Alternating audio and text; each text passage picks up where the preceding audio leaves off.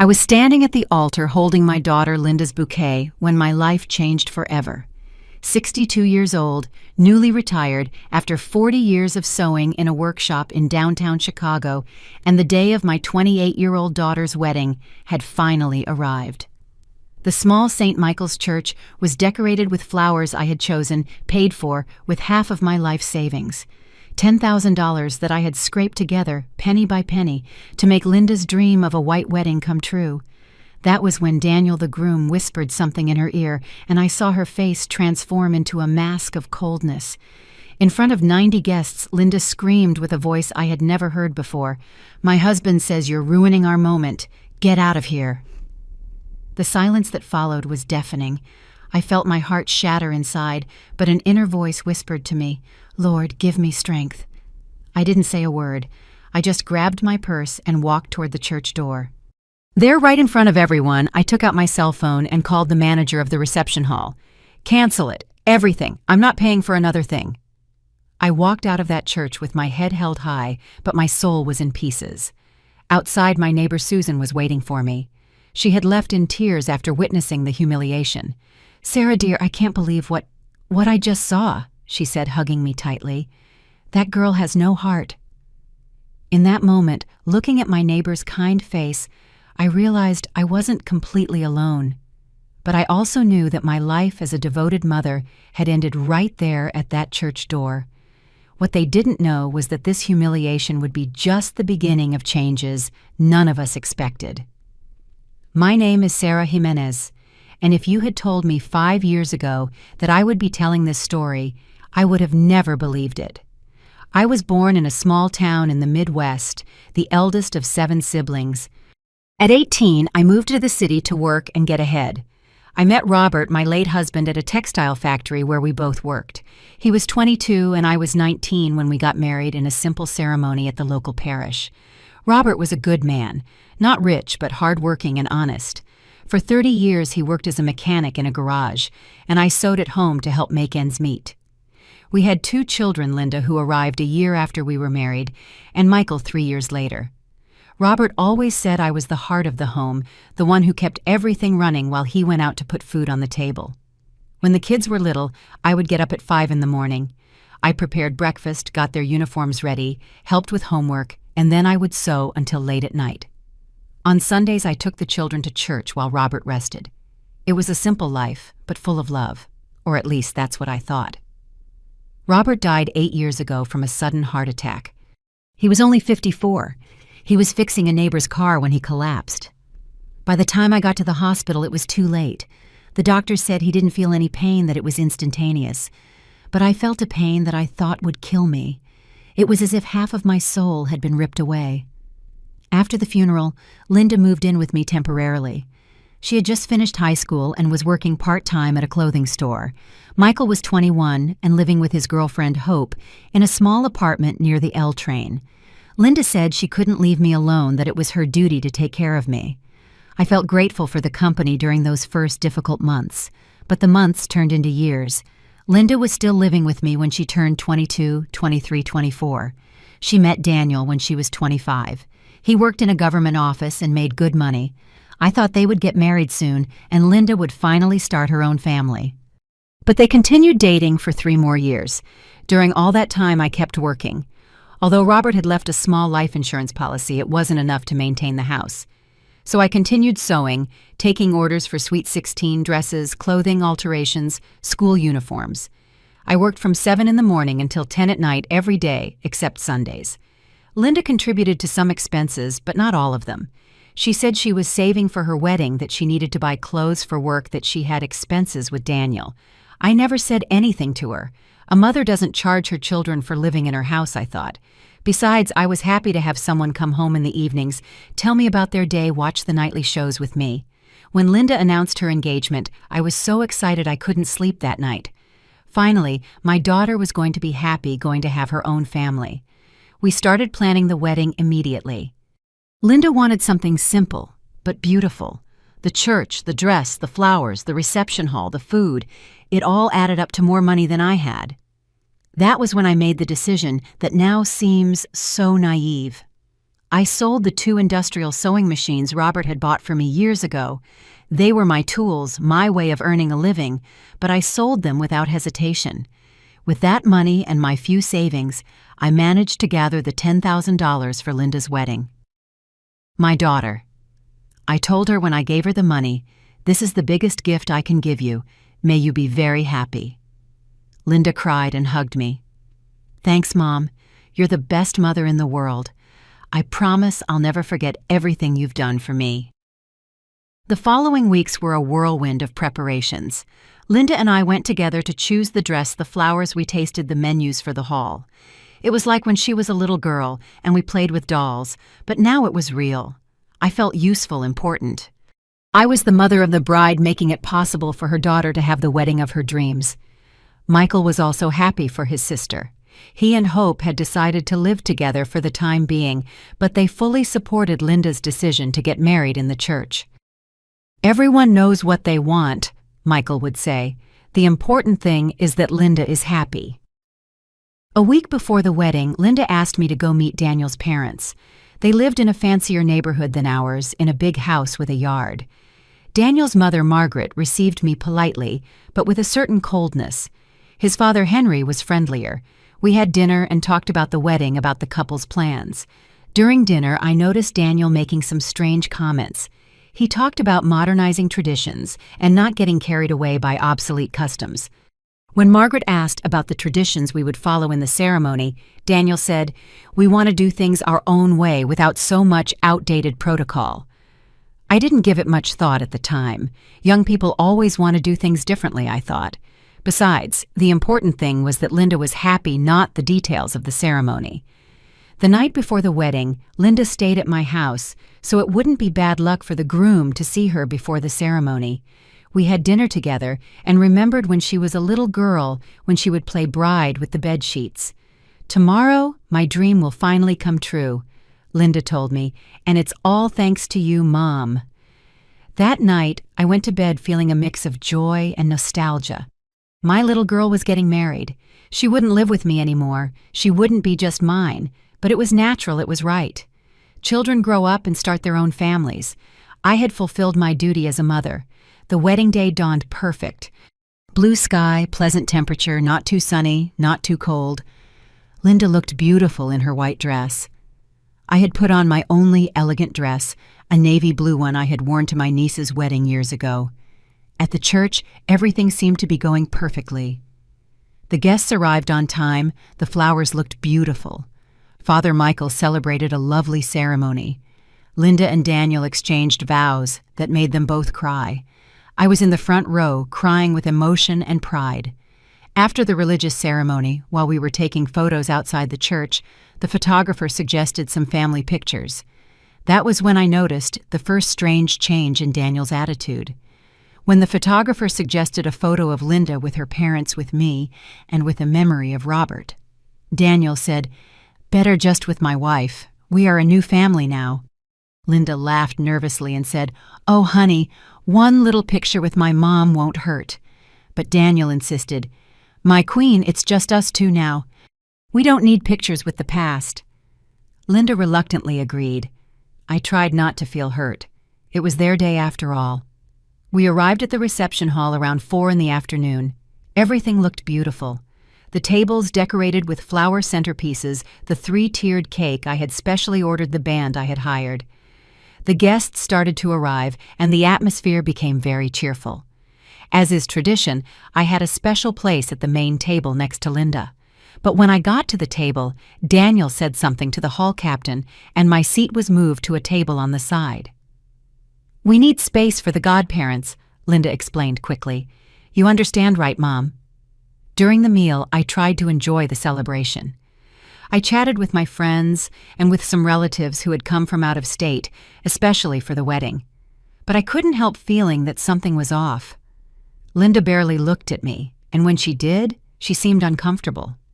It was during the first dance that everything changed for good. First Linda danced with Daniel, then Linda with me, as is tradition, and then Daniel with his mom. Everything normal up to that point. But when it came time for the dance with the mother-in-law, when I was supposed to dance with Daniel, he approached the microphone. I want to thank everyone for joining us on this very special day, Daniel said in a firm voice. Linda and I have decided that we want to start this new stage of our lives by focusing on our future as a couple. Therefore, with all due respect, we are going to change some traditions that no longer fit with our way of thinking. The room fell silent. I didn't understand exactly what was happening, but I felt a knot in my stomach. Linda was standing next to him with a strange smile on her face. "There will be no dance with the mother-in-law," Daniel continued, looking directly at me. "Linda and I feel it's time to leave behind customs that only serve to maintain unhealthy dependencies between mothers and children." The words hit me like a blow. I felt all eyes in the room turn to me. Susan, who was at the next table, her eyes went wide. Some guests began to whisper among themselves. Linda took the microphone from Daniel's hands. "My husband is right," she said in a trembling but firm voice. "It's time for me to grow up and stop depending so much on my mom. We want to start our marriage with total independence." The hall was so quiet you could hear the air conditioning. I sat in my chair feeling like I was in a nightmare. I couldn't believe that my daughter, the girl I had raised with so much love, was humiliating me like this in front of all our family and friends. "Besides," Linda continued, her voice becoming harsher, "my mom has always been very emotionally dependent. It's time for her to learn to live her own life without being on top of ours all the time." Those words broke my heart. Emotionally dependent. Me who had worked day and night to give her everything she needed, me who had sold my sewing machines to pay for her wedding, me who had never asked for anything in return but a little affection and respect. I stood up from my chair, my legs trembling. The whole room was watching me, some with pity, others with morbid curiosity. Linda looked at me defiantly, as if she expected me to make a scene or start crying. But instead, I walked to the main table where my things were. I took out my phone and dialed the number of the hall captain. "Excuse me," I said in a clear, strong voice. "I'm Sarah Jimenez, the one who booked this event. I need to immediately cancel all remaining services, the music, the open bar, the cake, everything." The captain looked at me confused. "Cancel. But ma'am, we're in the middle of the celebration." "I'm the one paying," I said, "and I'm the one who can cancel. Calculate what I'll save and you can refund me the difference." Linda came running over. "Mom, what are you doing?" "Exactly what you said, honey," I replied with a calm I didn't know I had. "I'm going to live my own life without being on top of yours, starting now." I headed for the exit. Susan caught up with me and took my arm. "Sarah, don't leave like this. People will talk." "Let them talk," I said. "They've already heard everything they needed to hear." Daniel approached with a panicked look on his face. "Mrs. Jimenez, I think there was a misunderstanding. We didn't mean to—" "There was no misunderstanding, son," I said, looking him straight in the eye. "You two were very clear, and I'm going to be clear too. From now on, you will have all the independence you wanted, total, complete, absolute." I walked out of the reception hall with my head held high, leaving the murmuring guests behind. Outside, Susan caught up with me again. "Sarah, come to my house. Don't be alone right now." But I needed to be alone. I needed to process what had happened to understand how I had reached this moment. I took a taxi and went back to my house, the house that had been Robert's and mine, the house where I had raised my children, the house where I had sewn thousands of garments to give them a better life. That night, sitting in my empty kitchen, I wondered where I had failed as a mother. At what point had Linda learned to see me as a burden instead of the woman who had sacrificed everything for her happiness? At what point had I stopped being her beloved mom and become her unhealthy dependency? But also, for the first time in many years, I asked myself who I was beyond being the mother of Linda and Michael. What did I want to do with the rest of my life, now that I had no sewing machines, now that my daughter had made it very clear that she didn't need me, now that I was truly alone? That night I cried until I had no more tears left. But when Sunday morning came, something had changed in me. An inner voice, the same one that had given me strength in the church, whispered to me that maybe this humiliation was actually an opportunity to discover who Sarah Jimenez was when no one else depended on her, What Linda and Daniel didn't know was that by freeing me from my role as the sacrificial mother, they had given me something I hadn't had in decades: freedom of choice. And I was about to start using it in ways neither of them could imagine. On Monday morning, the phone rang. It was Linda. "Mom." Her voice sounded different, less sure of itself. "We need to talk." "Mom, we need to talk." Linda's shaky voice sounded strange over the phone. It wasn't the confident, defiant voice from the day before, nor was it the affectionate voice of my daughter from before. It was something in between, something I didn't know how to interpret. "Tell me, honey," I replied, though I felt a knot in my stomach. "It's just that, well, things happened yesterday that maybe shouldn't have happened. Daniel and I have been thinking about what Linda—" There was a long silence on the other end of the line. Then I heard Daniel in the background saying something I couldn't understand. "Can you come to the house this afternoon? We want to clear some things up with you." I hung up the phone, feeling confused. Clear what things up? Everything had been made very clear the day before. But a part of me, that motherly part that never dies, hoped that maybe Linda had reflected, that maybe she had realized what she had done. I spent the morning cleaning the house, trying to keep my hands busy while my mind filled with memories. I remembered when Linda was 5 and got sick with bronchitis. Robert and I took turns all night to care for her, to give her steam treatments, to give her syrup every 4 hours. One night Linda woke up crying and told me, "Mommy, when I grow up, I'm going to take care of you just like you take care of me."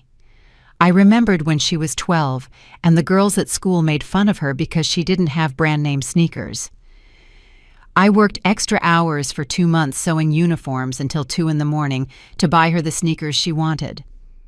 When I gave them to her, she hugged me so tightly I thought she would break my ribs. "You're the best mom in the world," she said.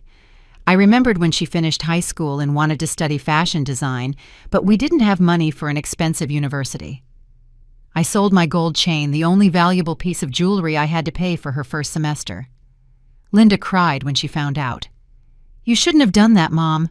I'll find a job and study later." But I insisted, "Studies can't wait, honey. This is your chance." In the end, she didn't study design. After 3 months, she dropped out because she said it was too difficult and started working at the clothing store. She never paid me back for the chain, but I never asked for it. Children don't pay their mothers for fulfilling their dreams, I thought. Me. At 3 in the afternoon, I took the bus to the neighborhood where Linda had rented an apartment with Daniel after the wedding. It was a modest but nice place in a 4-story building with a security gate and a common area. Linda had proudly told me they had 2 bedrooms, a living room, a dining room, and a full kitchen. "I'm finally going to have my own home," she had said. When I rang the bell, it was Daniel who opened the door. He looked uncomfortable, as if he didn't know what to say. "Good afternoon, Mrs. Jimenez. Please come in." Inside, the apartment was immaculate. Linda had put out some of the things we had given them for the wedding. A set of glasses, some embroidered cushions, the microwave her godfather bought her. It looked like the home she had always dreamed of. Linda came out of the kitchen, wiping her hands on a cloth. She was wearing the robe I had given her for her birthday, a pink one with lace that I had seen at the market and liked for her. "Sit down, Mom. Do you want some coffee?" "That would be nice, honey." While Linda made coffee, Daniel and I sat in awkward silence. He watched the muted television, and I looked around the apartment, noticing every detail. On the dining room table, there were wedding photos where I didn't appear in a single one. Linda returned with 3 cups of coffee and sat across from me. Daniel remained standing as if he were ready to run out if necessary. "Look, Mom," Linda began. "Yesterday things got a little out of control." "A little?" I asked. "Well, yes, more than a little. But you have to understand that Daniel and I have been talking about our relationship with you for a long time." I felt my stomach churn. "What kind of talks, Linda?" Daniel cleared his throat. "Mrs. Jimenez, with all due respect, Linda and I have noticed that, well, that you have always been very, very present in Linda's life. Present how? Very involved in her decisions. Very, how can I put it? Very protective. Linda nodded. Yes, Mom. Daniel has helped me realize that maybe I've depended on you too much my whole life. The words hurt more than I expected. Linda, I never forced you to depend on me. I always told you to make your own decisions. But you never let me face the consequences, Linda replied. You were always there to solve everything for me, to give me money when I needed it to fix my problems. That's what mothers do, honey. No, Mom, that's what overprotective mothers do. The word overprotective hung in the air like an accusation. I had heard that word before from some neighbors when they talked about other moms in the neighborhood, but I never thought they would use it to describe me. Me. Daniel finally sat down. Mrs. Jimenez, we don't want to hurt you, but Linda needs to learn to stand on her own 2 feet. And you think humiliating me in front of the whole family was the right way to teach her that? Linda looked down. We shouldn't have done it that way. I apologize for the way it happened, but the core issue is still true, Mom. What core issue, Linda? That I need to become independent from you, that I need to stop using your money, your house, your emotional energy. Those last words confused me. My emotional energy. Daniel leaned forward. Mrs. Jimenez, haven't you noticed that Linda is always worried about you, that she's always thinking about whether you're okay, if you need anything, if you feel lonely?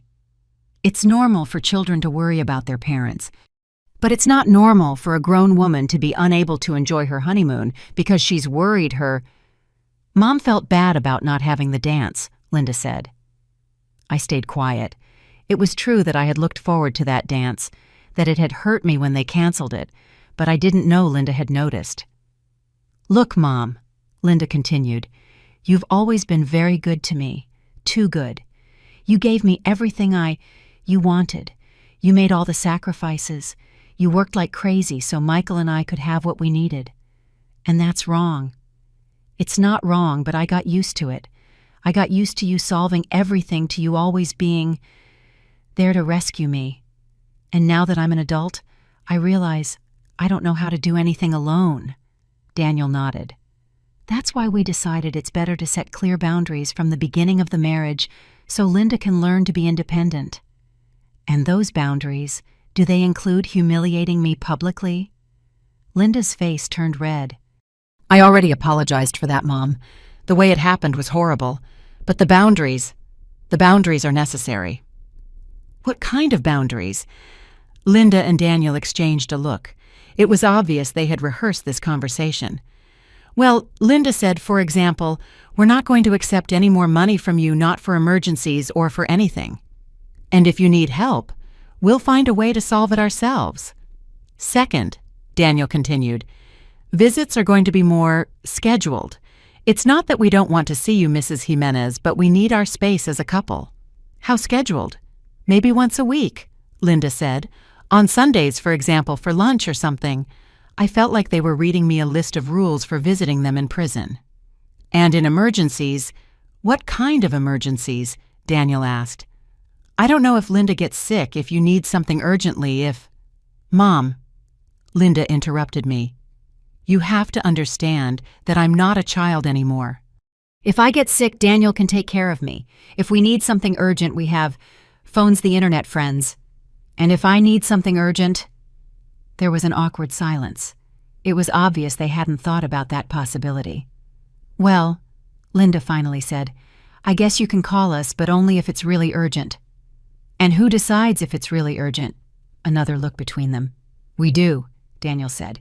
In that moment, I understood that this wasn't a conversation to clear things up. It was a meeting to inform me of the new rules of our relationship, rules they had decided without consulting me, rules where I had no voice or vote. And Michael, does he know about these decisions? Linda shifted uncomfortably in her chair. We haven't talked to him yet, but I'm sure he'll understand. Understand what? That it's for the best for everyone, that you also need to make your own life, Mom. You're 62 years old.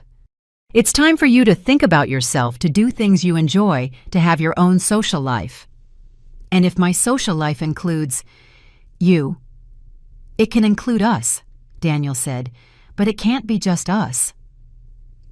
I finished my coffee in silence, trying to process everything I had just heard.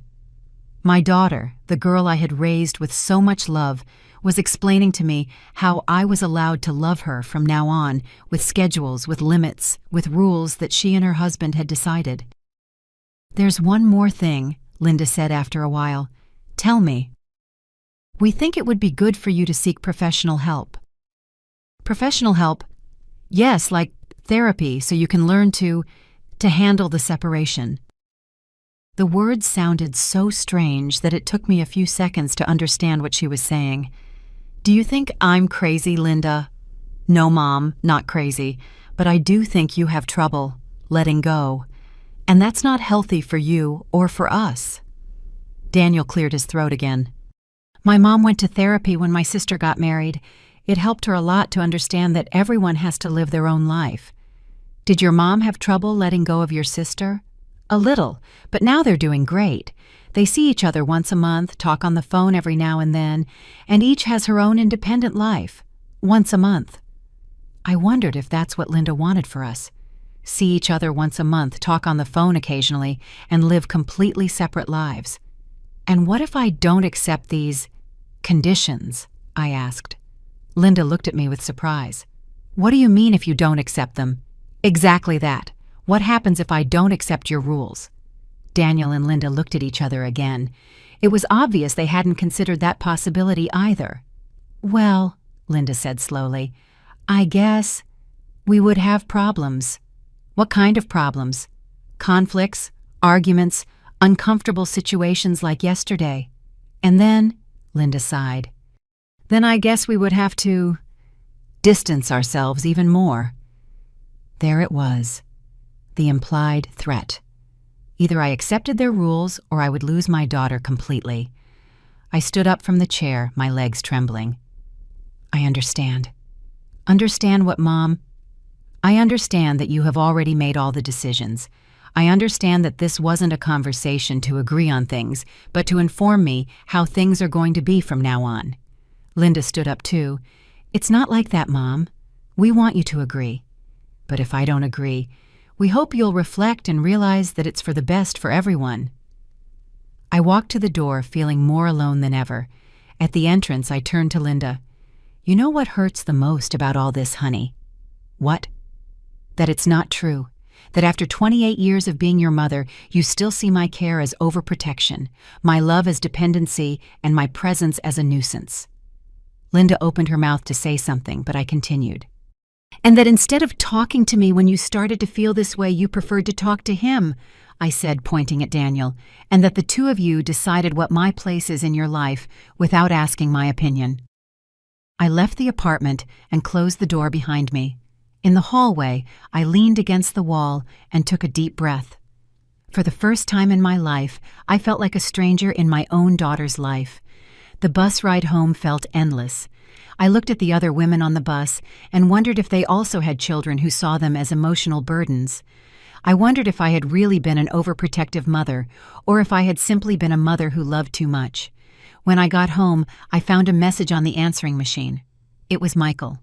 "Mom," he said, "Linda told me what happened yesterday, and also what you talked about today. I want to talk to you. Can I come over tomorrow afternoon?" I erased the message, feeling exhausted. I didn't know if I had the strength for another conversation about my flaws as a mother, about my problems with letting go, about my need to seek professional help. That night, sitting on my bed, I took out a box of photographs that I kept in the closet. Photos of baby Linda of Linda, at her first communion of Linda, at her high school graduation. In all the photos I was there. At Mother's Day festivals and school plays, at birthdays, at Christmas. In none of those photos did Linda look like an overprotected child. She looked like a happy, confident, loved child. At what point had that love turned into overprotection? At what point had my constant presence become suffocating instead of comforting? Maybe Linda was right. Maybe I did have trouble letting go. Maybe I did need to make my own life. But what I didn't understand was why that meant I had to stop being her mother in the way I had always been. I fell asleep hugging a photo where Linda was 10 years old and hugging me with a huge smile. On the back of that photo she wrote, "For the best mom in the whole world, I love you so much, Linda." I wondered what had happened to that little girl who saw me as the best mom in the world, and I wondered if she would ever reappear. The next day, Michael arrived promptly at 5 p.m. My younger son had always been calmer than Linda, less dramatic, more thoughtful. He was 25 and worked as an electrician for a construction company. He had been living with Hope for 3 years, and although they had never married, they seemed to have a stable and happy relationship. "How are you, Mom?" he asked as I hugged him. "Confused, son. Very confused." We sat in the living room, and Michael looked at me with that serious expression he used to have as a child when he had to tell me he had broken something. "Linda told me everything that happened about the wedding and yesterday." "And what do you think?" Michael sighed. "I think you both made mistakes. Both of us. Yes. Linda and Daniel were wrong in how they did it. They shouldn't have humiliated you like that in front of the whole family. That was very wrong." I felt a small sense of relief hearing that at least Michael recognized it had been a humiliation. "But," I asked, because it was obvious a but was coming. "But maybe, just maybe, they weren't wrong about the core issue." And there it was. My other child also thought I had problems. "Do you also think I'm overprotective, Michael?" Michael took a long time to answer, and that pause told me more than any words could. I think sometimes you are, Mom. Not all the time, but sometimes." "Give me an example." "Do you remember when Linda failed math in 7th grade? Yes.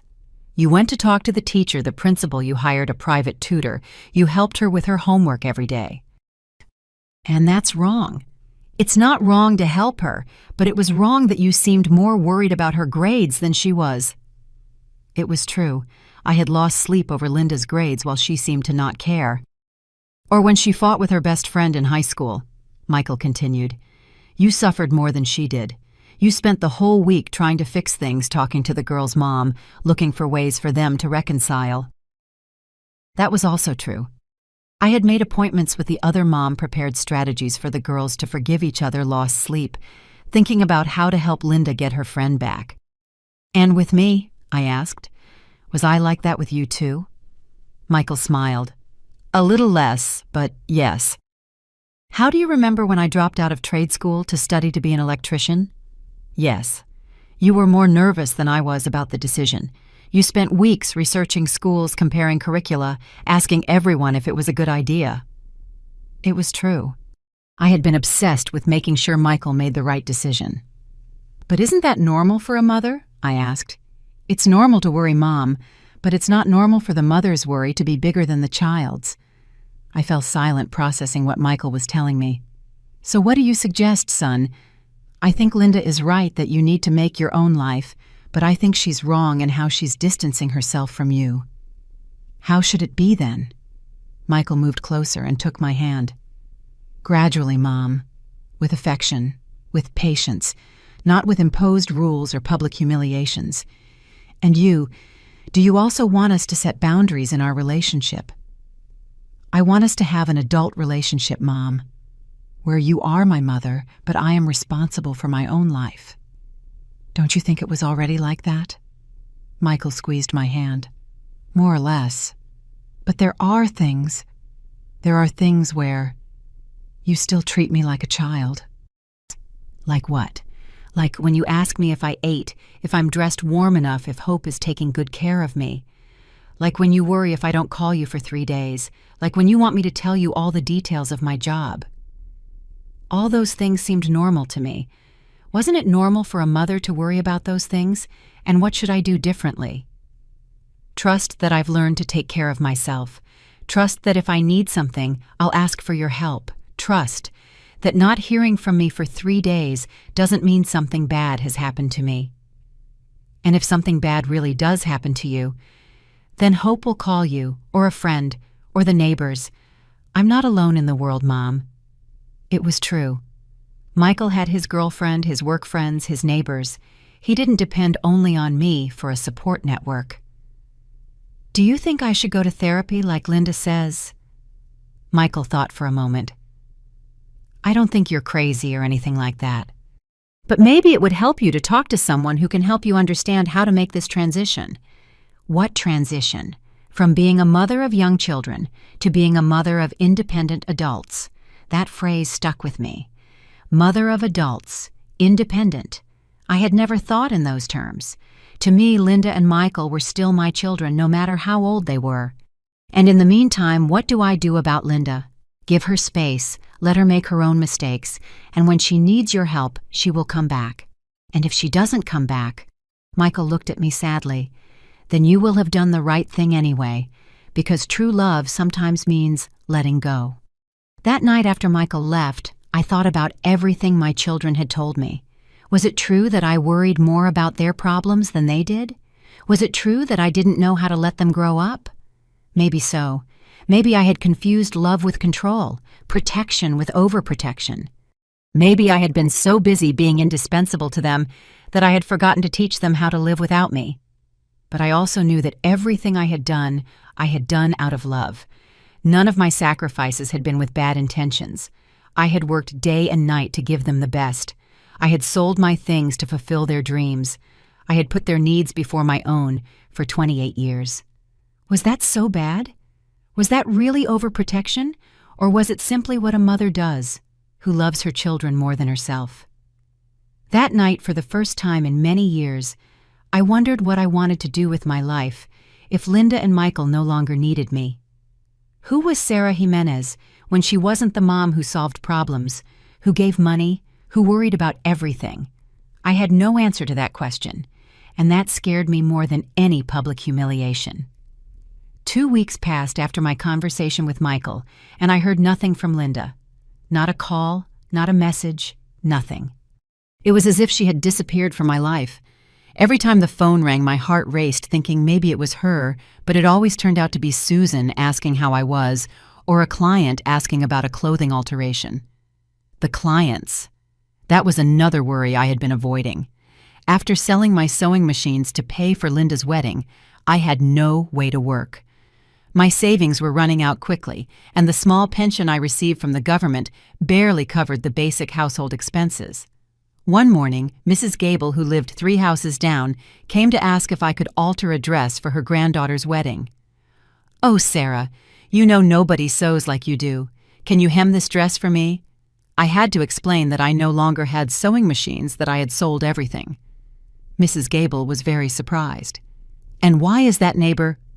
I didn't have the heart to tell her the whole story. I needed the money for other expenses, I said simply. "Oh, what a shame, you sewed so beautifully.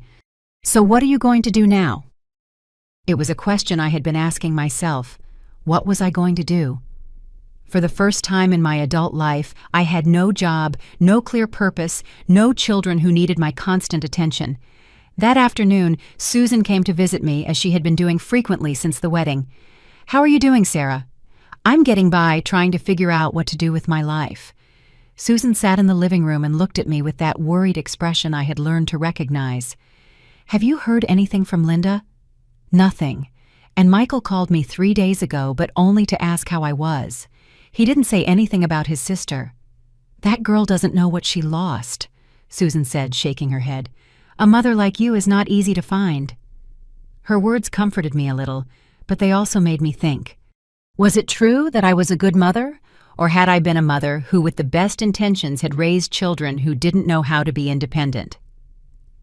"Susan, do you think I was overprotective with my children?" My neighbor took a while to answer.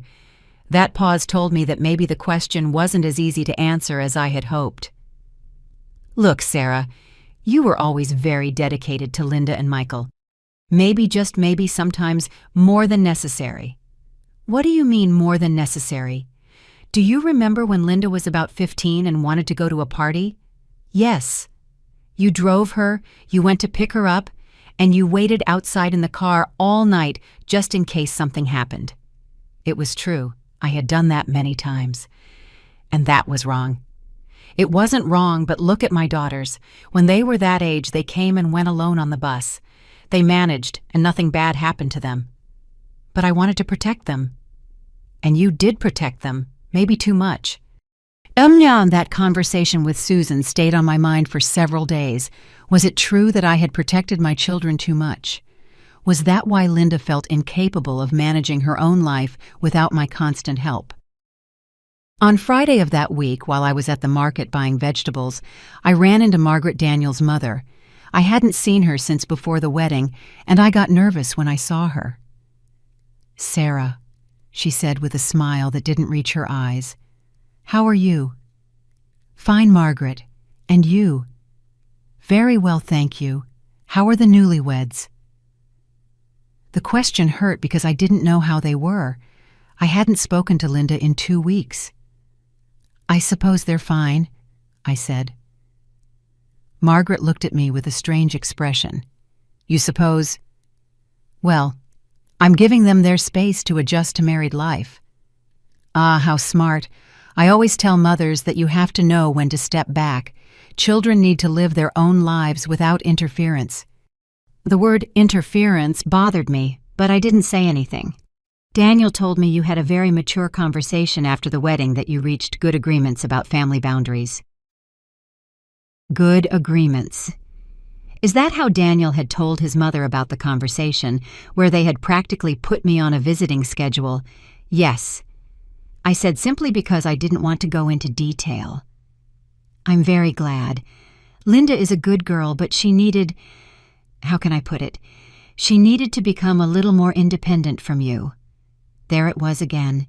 Independent from me. As if I were an addiction she needed to be cured of. "Well, Margaret, it was nice to see you. Take care." "You too, Sarah. And don't worry, the first months of marriage are always an adjustment. You'll see things will settle down later." I left the market feeling humiliated again. It was obvious that Daniel had told his mother the whole story, probably presenting me as the meddling mother-in-law they had to put in her place. That night, while I was having dinner alone in my kitchen, I made a decision. If Linda needed me to withdraw from her life so she could be independent, then that's what I would do. But not just in the way they wanted, with schedules and rules. I was going to withdraw completely. I wouldn't call her. I wouldn't ask about her. I wouldn't look for her. If she wanted total independence, she was going to get it. But I also decided something else. If I was going to stop being the mother who solved problems, I had to start solving my own. And the first problem was financial. The next day, I went downtown to look for a job. I was 62 years old. I didn't have a college degree, but I had 40 years of experience sewing. Someone had to need that. I went into several clothing stores, sewing workshops, places that did alterations. Everywhere they told me the same thing. "You're too old for this job, ma'am," or "we need younger people," or "we don't have any openings." After 3 days of looking for a job without success, I was starting to get discouraged. My savings were still dwindling, and I didn't see how I was going to keep the house if I didn't get an income soon. That's when I remembered my cousin Letitia. She was 2 years younger than me and had been widowed around the same time I was. But Letitia had done something different after her husband's death. She had moved to a coastal town in Florida to work taking care of an elderly American couple who spent half the year in the States. I hadn't spoken to Letitia in almost 2 years, but I decided to call her. "Sarah." "What a surprise," she said when she heard my voice. "How are you, cousin?" I told her a summarized version of what had happened with Linda and my current financial situation. "Oh, cousin, I'm so sorry. Kids these days are so ungrateful. But you know what? Maybe this is an opportunity for you." "How is it an opportunity?" "Here in Florida, there's a lot of work for women like us. Elderly people who need companionship, houses that need care, families that need domestic help, and they pay well, much better than in Chicago." "But how can I just leave my house, Letitia?" "What do you need it for if your children don't need you anymore? Sell it, cousin. Use that money to start a new life." The idea sounded so crazy that I hung up the phone thinking Letitia had lost her mind. Sell my house. The house where I had lived with Robert, where I had raised my children, where I had all my memories. But that night, lying in my bed, I started to think about Letitia's proposal differently. What was really tying me to that house? The memories. The memories were in my heart, not in the walls, the proximity to my children. Linda had made it very clear that she didn't want me close. And the house was big for one person. Alone. 3 bedrooms. Living room, dining room, kitchen, patio. Electricity, water, gas, maintenance costs. all for a single 62-year-old woman with no fixed income. Over the next few days, the idea of selling the house became less crazy and more practical.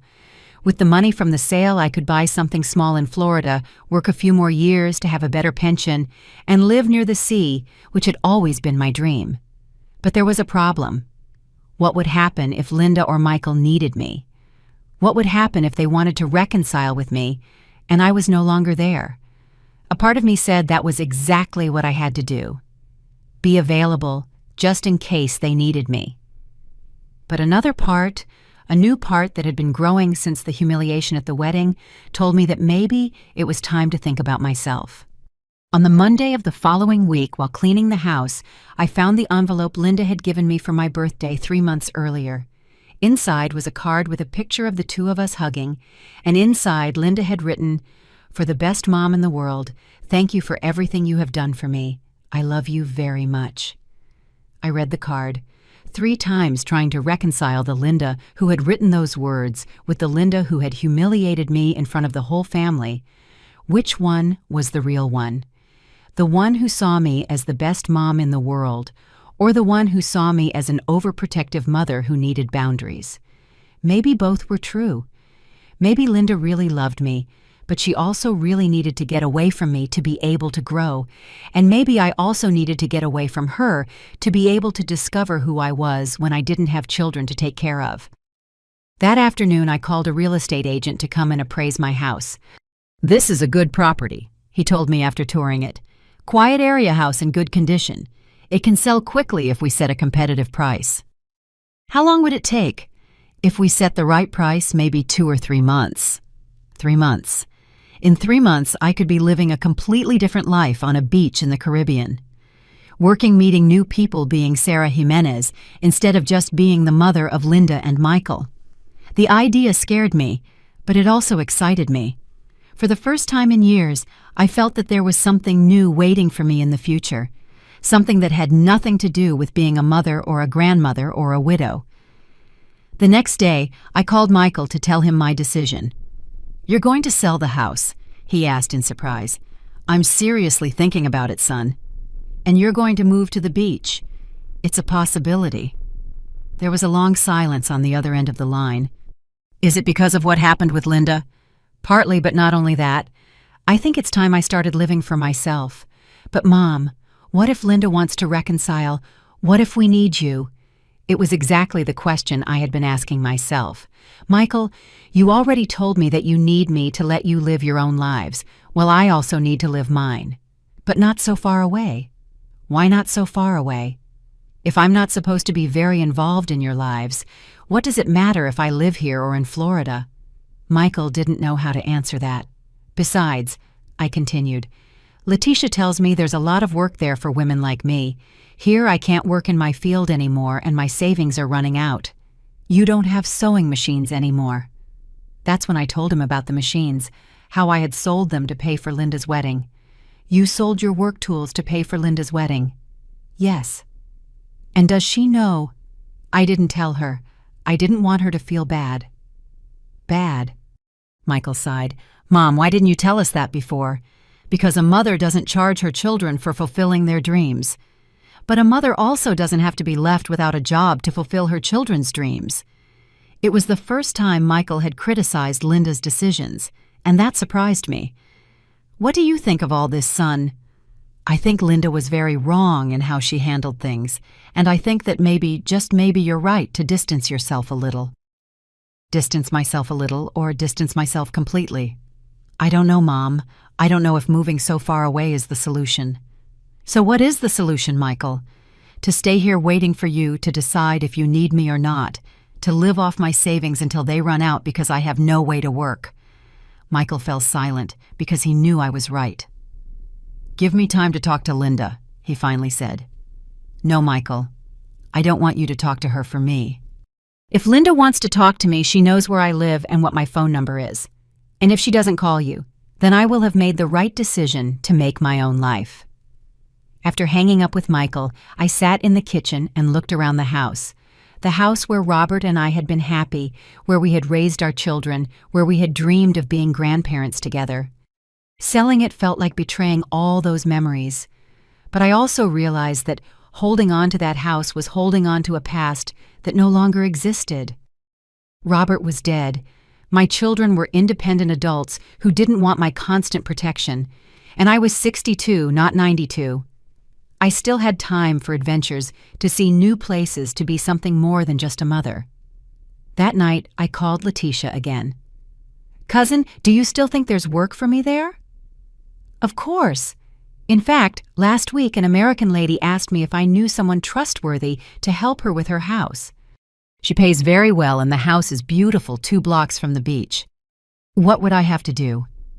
"Cook, clean, do some shopping. The lady speaks a little Spanish. She's very nice. They come from October to April, and the rest of the year the house is empty." "And in the months they're not there?" "Well, you have free time to do whatever you want. Or you can look for other temporary jobs. There's a lot of tourism here. They always need people." "How much do they pay?" "About double what you would earn in Chicago." That information was what finally convinced me. Not only would it be a new adventure, but it would also be a practical solution to my financial problems. "Letitia, can you help me get that job?" "Of course. Cousin, I'll call the lady tomorrow." I hung up the phone feeling more excited than I had in months. For the first time since Linda's wedding, I had something to look forward to. The next day, Letitia called me with good news. "Sarah, I spoke with Mrs. Patricia. I told her about you. I told her you're very hardworking and reliable. She wants to do a phone interview next week." "A phone interview?" "Yes, don't worry. She just wants to get to know you a little, ask about your experience. It's just a formality." A week later, I had the phone interview with Mrs. Patricia. She was an older, very kind woman who had been coming to Florida with her husband for 5 years. She asked me basic questions about my experience with cleaning and cooking, and she seemed satisfied with my answers. "Sarah, I think you would be perfect for us. When could you start?" "Well, I would have to sell my house first." "How long would that take you?" "Maybe 2 or 3 months." "Perfect. We arrive in October. That gives us plenty of time." After hanging up, I sat in my living room processing what had just happened. I had a job waiting for me in Florida. I had a new future waiting for me. I just needed to have the courage to take the final step. That afternoon, I placed the for sale ad in the local newspaper and online. "House for sale in excellent location. 3 bedrooms, very well maintained, price negotiable." When Susan saw the ad, she came running to ask if it was true. "Really? You're going to sell the house, Sarah?" "Yes, I am." "And you're going to live alone in Florida?" "I won't be alone. My cousin is there, and I'm going to work for a very good family." Susan looked at me as if I had gone crazy. "But Sarah, what about your children?" "My children are adults now, Susan. They don't need me anymore." "And what if Linda wants to apologize? Then she'll have to find me in Florida. And what if you need to come back? Why would I need to come back?" Susan didn't know what to say, but the worry on her face was evident. That night, for the first time in weeks, I slept soundly. I had made a decision that filled me with peace. It wasn't an easy decision. It wasn't a risk-free decision. But it was my decision. For the first time in a long time, I was doing something for myself by myself. 3 days later, a young married couple came to see the house. They liked it a lot and made me a very good offer. I accepted immediately. "When can you move in?" I asked them. "How about in 6 weeks?" "Perfect." When we signed the preliminary contract, I realized there was no turning back. In 6 weeks, I would be living a completely new life in a completely new place. That night, Michael called me. "Mom, Susan told me you sold the house." "Not yet, but I have buyers." "Are you really leaving?" "I am." "And what if Linda wants to talk to you?" "Son, it's been 3 weeks since we fought. If Linda had wanted to talk to me, she would have done it by now." "Maybe she's waiting for you to take the first step." "I've already taken many first steps in my life, Michael. It's time for others to take theirs." "Can I tell her where you're going?" "You can tell her whatever you want. I'm not keeping secrets from anyone." After hanging up with Michael, I started packing the things I was going to take with me. It couldn't be much because Letitia had told me the apartment where I would be staying was small. I decided to take only the most important photos, a few pieces of clothing, my medications, and the few documents I needed. Everything else I was going to sell or give away. While I was packing, I found the Bible that Robert had given me on our first wedding anniversary. I opened it to a random page and read, "Therefore, if anyone is in Christ, the new creation has come. The old has gone, the new is here." I felt that those words were written especially for me at that moment. The old things were passing away. My life as a mother, dedicated exclusively to her children. My life as a widow, living on memories. My life as a woman who had no dreams of her own. All those old things were passing away, and something new was coming. Sarah Jimenez was going to discover who she was when she didn't have to be the perfect mother, the problem solver, the one who was always available. For the first time in months, I felt free. There were exactly 2 weeks left to hand over the house when Linda arrived. She didn't knock. She used the key I had never taken from her. I was in the kitchen packing the last of the dishes into cardboard boxes when I heard her footsteps in the living room. "Mom!" Her voice sounded different, smaller, less confident than the last time we had spoken. I came out of the kitchen and saw her standing in the middle of the living room, looking at the labeled boxes that covered almost the entire space. Her face showed complete confusion, as if she had walked into the wrong house. "What is all this?" she asked. "I'm moving," I said in the calmest voice I could find. "You're moving where to?" "To a town in Florida." Linda stood frozen for a few seconds, as if she hadn't understood what I had just told her. "Florida, really? Really? For how long?" "It's not temporary, Linda. I'm going to live there." It was then that I saw something in my daughter's eyes that I hadn't seen in a long time. Real fear. Not the annoyance of an adult who thinks her mother is too protective, but the fear of a child who realizes her mother is no longer going to be available. "You sold the house?" "Yes." "When?" 3 weeks ago. I handed over in 2 weeks. Linda collapsed onto the only armchair not covered in boxes. She looked pale. "And you weren't going to tell me?" "What for?" "You were very clear about the boundaries you wanted in our relationship. I thought my move fit perfectly within those boundaries." "But Mom, to Florida." "It's a beautiful place. My cousin Letitia has been living there for 5 years and is very happy." "Your cousin Letitia?" "Yes, the one you met when you were little." "Your Aunt Rose's sister." Linda fell silent, processing the information. I continued packing as if her presence hadn't changed anything in my routine. "And what are you going to do there?" "Work. I have a very good job taking care of a house for an American couple. They pay well and provide housing." "Work as a maid." The dismissive tone in her voice bothered me. "Work at whatever is necessary to support myself, Linda. I don't have sewing machines anymore. Remember." "Why don't you have sewing machines?" There was the question I had been waiting for weeks. "Because I sold them to pay for your wedding." The silence that followed was so long I could hear the ticking of the kitchen clock from where we were. "You sold your machines to pay for my wedding. The $10,000 had to come from somewhere." But I thought you had savings." "I had some savings, not $10,000. Linda put her hands to her face. "Why didn't you tell me?"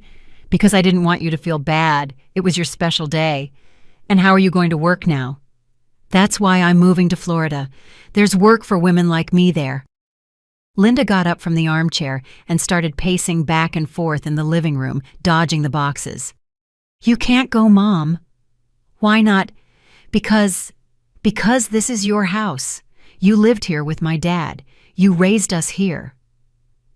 "Your dad died 8 years ago, Linda, and you are both already raised." "But I need you." The words came out of her mouth with a desperation that surprised me. For 5 weeks I had been convincing myself that Linda didn't need me, that I was a burden in her life, and suddenly, here she was saying the exact opposite. "You need me." The same Linda who told me in front of 90 people that I was an unhealthy dependency. Linda started to cry. That was horrible. I shouldn't have said that." "But you thought it..." "I don't know. Maybe. Daniel made me think so. He convinced me that." "Daniel convinced you of what?" Linda sat down again, drying her tears with the sleeve of her blouse. He convinced me that you didn't let me grow, that you were always solving everything for me, and that's why I didn't know how to be independent. And was it true? Linda took a long time to answer. Maybe a little, but I didn't want to hurt you. I wanted to learn to do things on my own. And how has doing things on your own been going? Another long pause. Horrible. Why horrible? Because I don't know anything, Mom. I don't know how the bank works. I don't know what to do when something breaks in the house. I can't cook anything but quesadillas and instant soup. Despite everything that had happened, I couldn't help but feel a pang of tenderness for my daughter. And Daniel doesn't help you. Daniel works all day, and when he gets home, he's tired. He says these are things I should know how to do. What things? Everything. Paying the bills, doing the grocery shopping, making doctor's appointments, talking to the cable company when it's not working. Everything you always did for me. There was the confirmation of what Michael and Susan had tried to tell me. I had been so protective of Linda that she had never learned to do the basic things of adult life.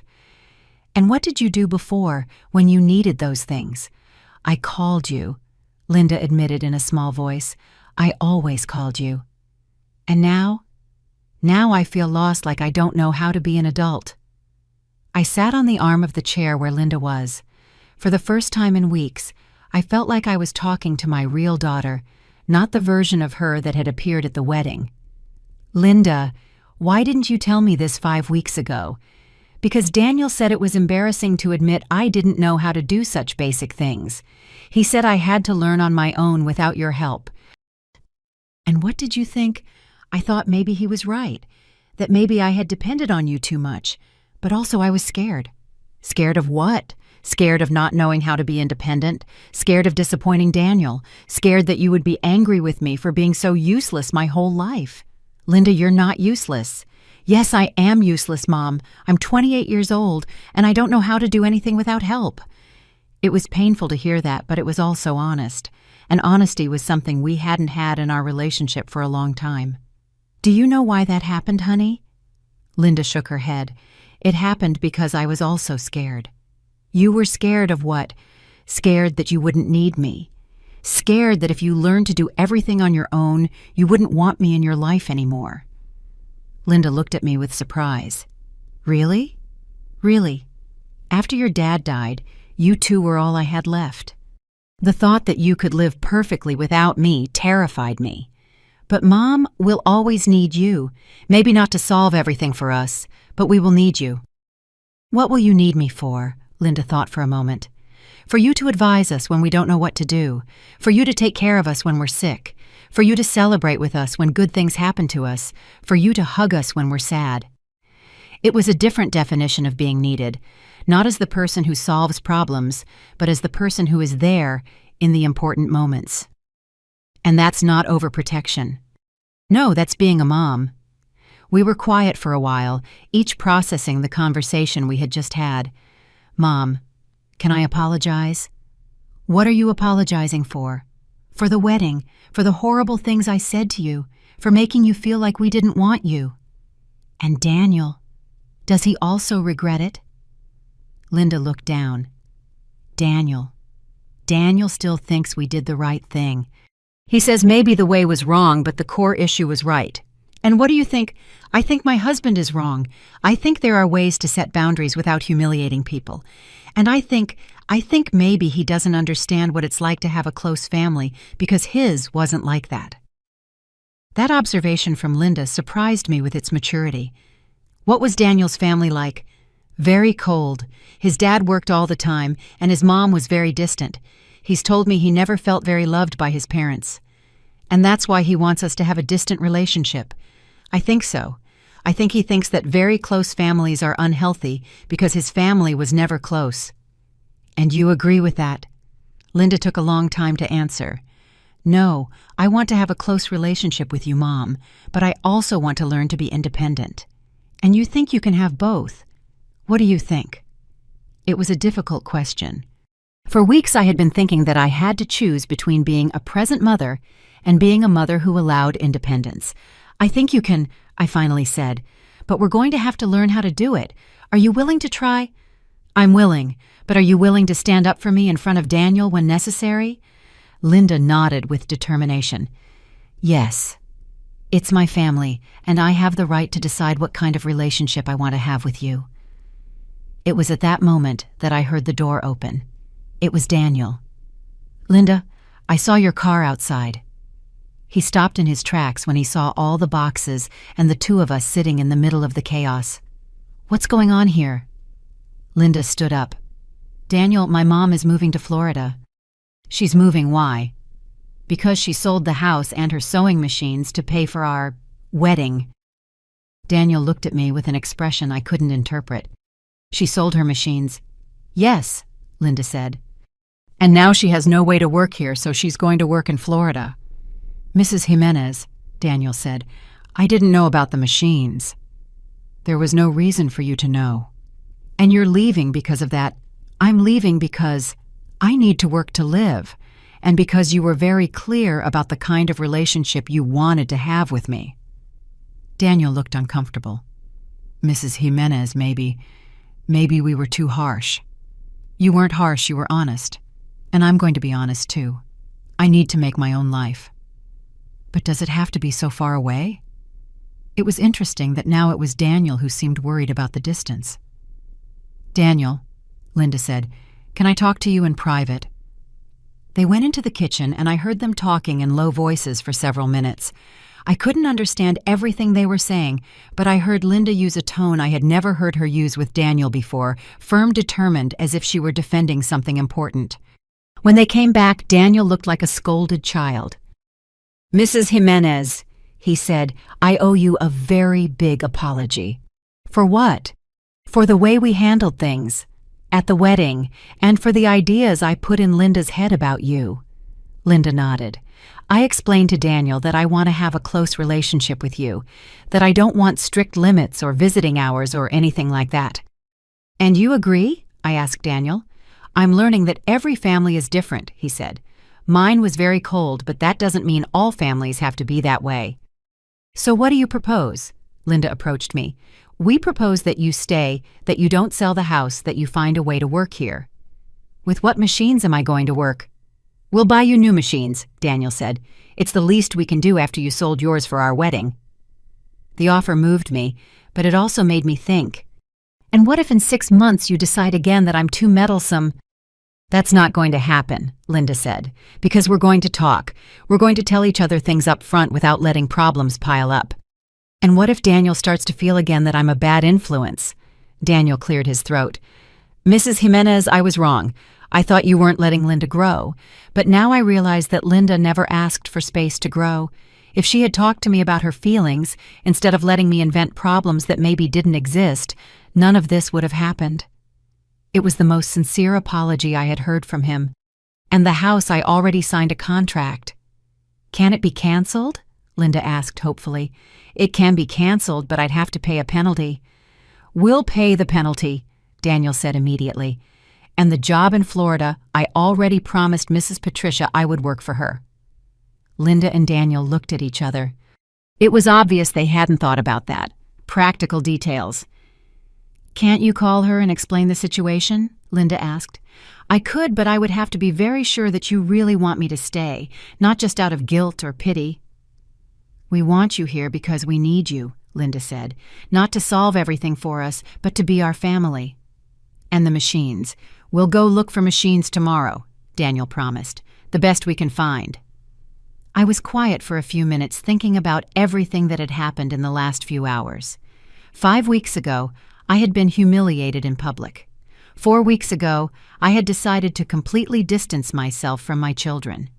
3 weeks ago, I had sold my house. And now they were asking me to cancel all those plans to stay. I need to think about it, I finally told them. How much time do you need? Linda asked. Give me until tomorrow. That night, after Linda and Daniel left, I was alone in my house full of boxes thinking about the decision I had to make. Staying meant giving my relationship with Linda a second chance.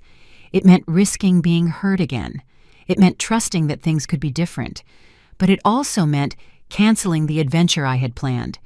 It meant giving up seeing the sea, living independently, discovering who I was when I didn't have to be a mother all the time.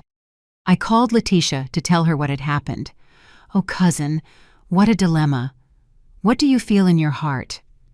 I feel that my children need me, but I also feel that I need something different in my life." "Can it be both?" "How?" "Well, maybe you don't have to stay all the time.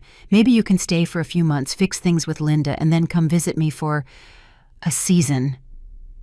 It was an idea I hadn't considered. It didn't have to be all or nothing. "Do you think Mrs. Patricia would wait for me until next year?" "I can ask her, but I think so. She's very nice." The next day, Linda arrived early with coffee and pastries. "Have you thought about it?" "Yes." Linda looked nervous. "And I'll stay, but with conditions." "Whatever you want." "First condition, we're going to learn together how to have an adult mother-daughter relationship. I won't be overprotective, and you won't run away every time you have a problem." "I accept." "Second condition, if at any point you start to feel again that I'm too meddlesome, you tell me directly. No public humiliations, no meetings to inform me of new rules." "I accept." Third condition, next year I'm going to Florida for 3 months to see the sea and work with Mrs. Patricia, not to get away from you, but to live my own adventure. Linda smiled. "Can we come visit you?" "Of course, I accept the third condition." We hugged for the first time in over a month. A real hug without resentment, without fears, without conditions. "You know what makes me happiest about all this," Linda told me. "What? That we're finally going to get to know the Sarah Jimenez who doesn't have to be the perfect mother all the time." "And that doesn't scare you?" "A little. But you know what? It also makes me very curious." That afternoon, I canceled the sale of the house and called Mrs. Patricia to explain the situation. As Letitia had predicted, she was very understanding and promised to hold the job for me for the following year. The next day, Alejandro arrived with 2 new industrial sewing machines, better than the ones I had before. "So you can start your new life," he said. "My new life." "Yes, the life where you are our mom, but you are also Sarah Jimenez." I liked the sound of that. Sarah Jimenez, who in addition to being a mother, was also a woman with her own dreams, her own adventures, her own decisions. And for the first time in a long time, the future seemed full of possibilities. 6 months have passed since that morning when Linda appeared in my living room full of boxes, and I can say with peace of mind that we have learned to be a different kind of family. Not better or worse than before, just different. A family where everyone has their place without invading the other's space, where love is not measured by the number of problems you solve, but by the quality of the moments you share. This morning, I woke up at 6 as always, but no longer with that sense of urgency that accompanied me for so many years. I no longer have to rush to prepare breakfast for anyone but myself. I no longer have to check if Linda has woken up or worry because Michael hasn't called me in 3 days. Now I get up because I want to, because I enjoy those first moments of the day when the house is quiet and the world has not yet fully awakened. I made my coffee and sat in the kitchen to review the sewing orders that have come in this week. The new machines that Linda and Daniel bought me have been a blessing. They are more modern than the ones I had before, quieter, more precise. With them, I have been able to resume my sewing work, but this time in a different way. I no longer sew out of desperate need, but for the pleasure of creating something beautiful with my hands. I have 3 Sweet 16 dresses, pending 2 school uniforms, and several minor alterations. The work is perfectly sufficient for my expenses. Without the pressure of having to support anyone else, it is liberating to work for myself, to know that every dollar I earn is for my own needs and my own tastes. As I sewed the first dress of the morning, I thought about how much things have changed. Linda comes to visit me twice a week, not because she has a scheduled appointment or because she needs me to solve something urgent, but because she genuinely wants to spend time with me. On Tuesdays, she comes in the afternoon and helps me with some housework while we chat. On Saturdays, we go to the market together and then eat somewhere nice. During these visits, I have gotten to know a Linda that I didn't know existed. a grown woman who has interesting opinions about life, who tells me funny anecdotes from her job, who has started cooking dishes she finds on the internet. She is no longer the little girl who came running to me every time she had a problem, but she is also not the cold stranger who appeared at the wedding. She is my daughter, simply my daughter, with whom I can have woman-to-woman conversations. Daniel has also changed a lot. At first I noticed that his visits were more out of obligation than pleasure, but little by little he has relaxed. Now he tells me things about his work, asks for my opinion on decisions he has to make. He has even asked me for advice on how to surprise Linda on special occasions. He has become the son-in-law I always hoped to have, respectful, affectionate, but also independent. Last month, Linda told me they are thinking about having a baby next year. I was very excited about the news, but I also realized that my reaction was different from what it would have been before. Before, I would have immediately started making plans about how I was going to help, what things we would need to buy, how I was going to organize my life to be available to care for the baby. This time, I was simply excited for them and told them that I would be a happy grandmother when the time came. "Don't you want to know the details?" Linda asked, surprised by my calm reaction. "Of course I want to know, honey, but when you are ready to tell me..." "Don't you have any advice to give me?" "Yes, a lot, but when you ask me for it." Linda smiled. "I like this new version of my mom." "New version?" "Yes, the version that trusts that I can handle my own life." Michael has also noticed the changes. He comes to visit me once a week, usually on Sunday afternoons. He brings Hope and the three of us chat while I prepare dinner. They are calm visits without drama, without emergencies to solve. Michael tells me about his work, his plans to marry Hope next year, his ideas for the future. "You know what I like most about our talks now," he told me last Sunday, that I no longer feel like I have to report everything I do to you. I can tell you what I want to tell you when I want to tell you. And before you felt like you had to report everything to me. Not exactly report, but I did feel that if I didn't tell you things, you would worry or feel excluded. It was an interesting observation. Apparently, my constant worry had made my children feel the obligation to reassure me all the time, instead of just living their lives. And now I know that if I don't talk to you for a week, it doesn't mean something bad happened to me, or that I don't love you anymore. It just means I was busy. It's funny how perspectives change when you stop clinging to things. For years, I thought that if I wasn't constantly involved in my children's lives, I would lose my place in their hearts. It turns out that the exact opposite happened. When I stopped clinging so much, they approached me in a more authentic way. This new family dynamic has given me something I haven't had in decades: time for myself. Time to think, to read, to discover what I like to do when I don't have to be solving someone else's life. I have started reading novels again, something I hadn't done since before I got married. I signed up for a knitting workshop at the neighborhood community center, where I have met other women my age who, like me, are rediscovering who they are beyond being mothers and wives. It's refreshing to talk with women who understand what it means to raise children, but who also have their own interests, postponed dreams, personal projects. Mrs. Esperanza, one of the ladies from the workshop, told me that after her 4 children got married, she felt completely lost. "I didn't know what to do with myself," she told me. "For 30 years, my entire identity had been being a mom. When they no longer needed me in that way, I had to learn who I was." Her story resonated deeply with me. "And how did you do it?" "Little by little. First, I signed up for dance classes. Then I started doing volunteer work at a nursing home. Then I started traveling with a group of ladies from the parish. Every new thing I did showed me a part of myself that had been dormant." "And how did your children react?" "At first they were worried. They thought I had gone crazy, but then they realized they had a happier, more interesting mom with more things to talk about." That conversation made me reflect on my own plans. The trip to Florida, which I have scheduled for November, no longer seems like a desperate escape, but a well-deserved adventure. Linda and Michael have completely accepted the idea. They are even excited to come visit me during those 3 months. "It will be like having an adventurous mom," Linda says. "I never thought of you that way."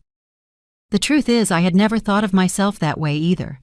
For so many years I saw myself only as the mother of Linda and Michael, the widow of Robert the neighborhood seamstress, never as Sarah Jimenez, the woman who could also have her own adventures.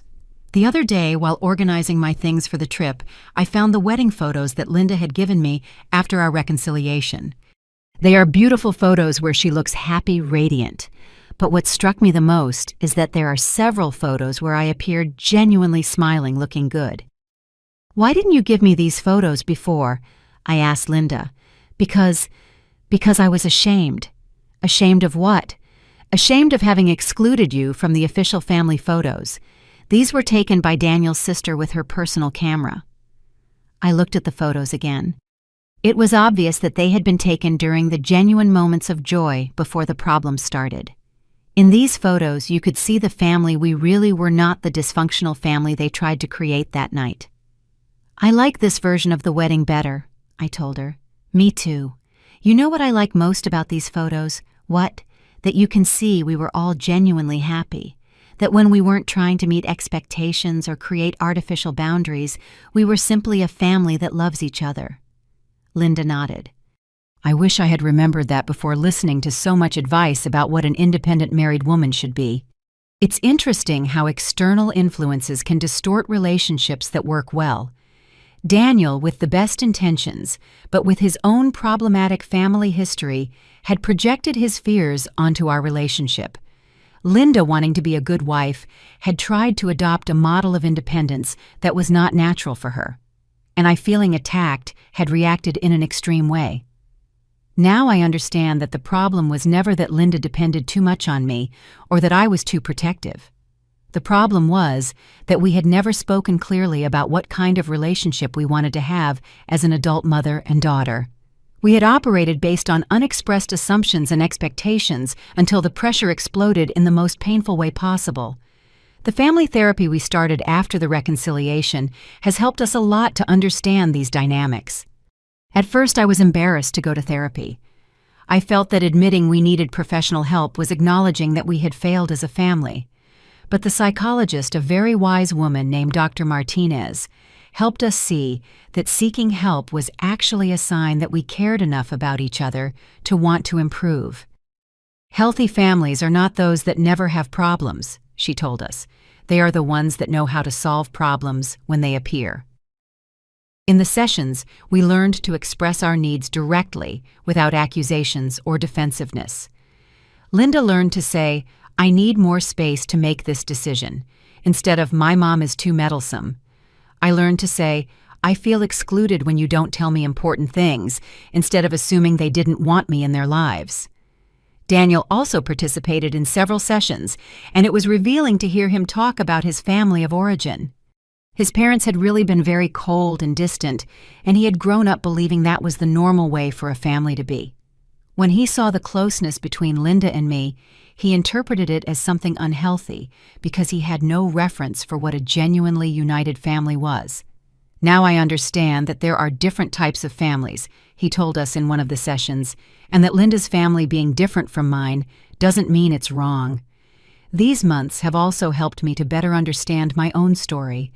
For years, I thought that being a good mother meant sacrificing everything for my children, being available 24/7, solving all their problems before they had to face them. But now I realize that this style of mothering, although it comes from love, does not necessarily prepare children for adult life.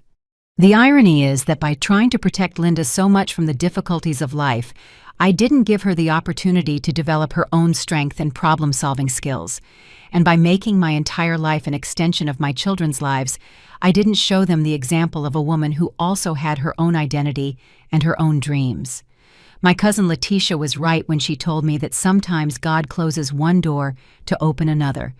The humiliation at the wedding was the door that closed on my life as a traditional, completely devoted mother. But that experience opened the door to a version of myself that I didn't know existed, a woman who can be a mother without losing herself in the process. This morning, while I was finishing sewing one of the Sweet 16 dresses, I thought about the girl who is going to wear this dress at her party.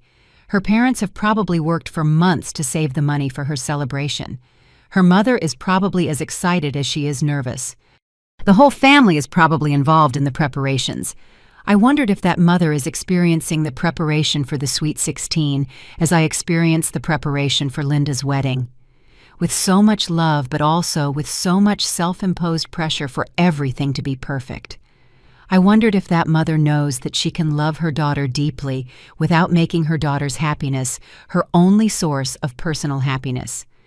These are lessons I wish I had learned sooner, but I also understand that everyone has their own process and their own time to grow. At 62, I am learning things about myself that I didn't know at 50, and that doesn't seem sad or late to me. It seems hopeful. It means it's never too late to evolve, to discover new facets of who you are. Last Friday, Susan came to visit me as she has been doing frequently for months. We have developed a deeper friendship since everything that happened. She was a witness to my deepest pain, but she has also been a witness to my transformation. "You know what impresses me most about you," she said, as we had coffee in the kitchen. How you managed to turn the worst experience of your life into the best opportunity for growth." "It wasn't something I did consciously," I said. "At first I was just trying to survive the pain."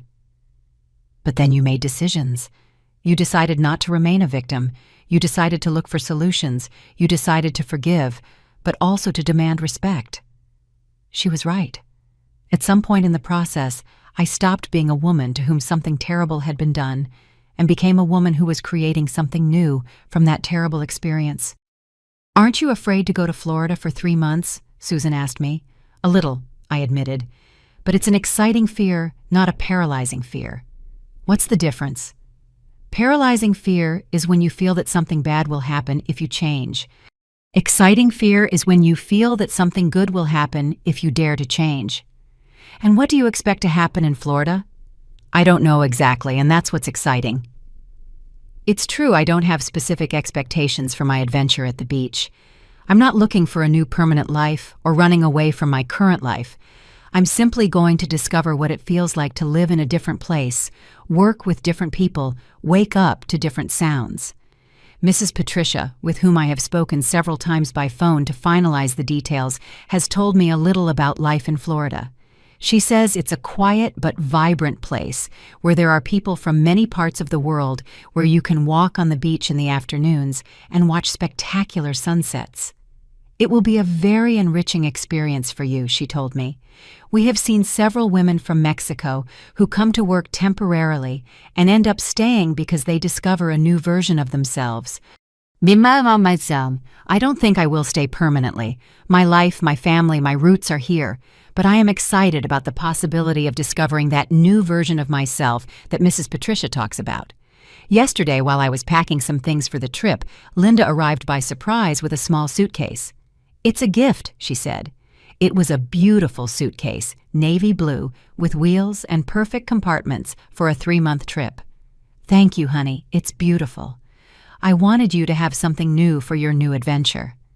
"Aren't you sad that I'm leaving?" Linda thought for a moment. "A little, but I'm also proud." "Proud. Yes, proud to have a mom who is so brave, who at 62 dares to live new adventures." "Me brave?" "Super brave. I don't know if at your age I would dare to go alone to an unknown place to work with people I don't know." The word brave resonated with me a lot. For so many years I had seen myself as a woman who did what she had to do, not what she wanted to do. I had seen myself as someone who reacted to circumstances, not as someone who created circumstances. But now Linda was seeing me as a brave woman who makes bold decisions. "You know what?" I said. "I think you're right. I think I am brave." "You were always brave, Mom. It's just that before you used your bravery to protect us, now you're using it to protect your own dreams." That observation from Linda stayed on my mind all day. It was true. I had been brave all my life. Brave enough to work double shifts when Robert was sick. Brave enough to raise 2 children practically alone after he died. Brave enough to sell my work tools to fulfill Linda's dream. But I had used that bravery exclusively for others. Now, for the first time, I was using my bravery for myself. And it felt different. It felt like an act of self-love that I had been postponing for decades. This morning, 2 weeks before my trip, I woke up with a sense of peace that I hadn't experienced in a long time. A peace that comes from knowing that you are exactly where you should be, doing exactly what you should be doing. I prepared my coffee, sat in the kitchen to review my orders, and realized that I no longer have that constant sense of urgency that accompanied me for so many years.